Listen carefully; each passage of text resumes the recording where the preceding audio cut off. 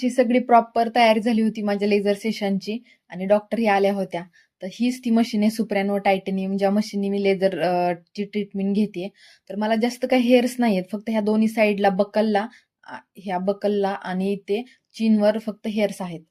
तर किती मी सेशन घेतले, त्याचा रिझल्ट कसा आहे मी तुम्हाला सांगतेच. आणि असा काही चेहरा दिसत होता माझा लेझर ट्रीटमेंट झाल्यानंतर. आता काही लेझर ट्रीटमेंटने चेहरा गोरा होतो वगैरे असं काही नाही, फक्त आपल्या चेहऱ्यावरचे हेअर्स काढलेले असतात, त्यामुळे चेहरा थोडा शुभ्र किंवा व्हाईट किंवा ब्राईट दिसतो.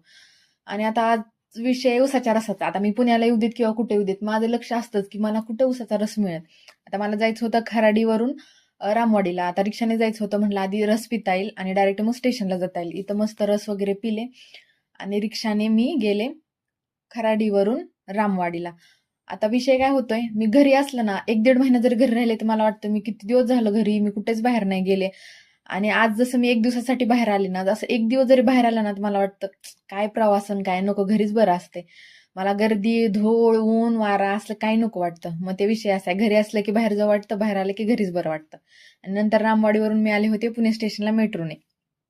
आणि पुणे स्टेशनला आल्यावर ज्या प्लॅटफॉर्मवर माझी ट्रेन येणार होती तिथं आधी वंदे भारत एक्सप्रेस उभा होती. आता इतकं प्रीमियम सीट वगैरे दिसत होते ना, खूप छान होती वंदे भारत. मी बाहेरूनच पाहिली. मी तर बसले नाही कधी. तुम्ही बसलाय का वंदे भारत एक्सप्रेसमध्ये? मला कमेंटमध्ये नक्की सांगा. आणि आज माझा सोमवार होता, त्यामुळे मी बाहेर तर नव्हते काही खाणार.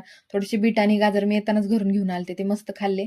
व्हिडिओ आवडला असला तर प्लीज लाईक करा, कमेंट करा. तोपर्यंत बाय.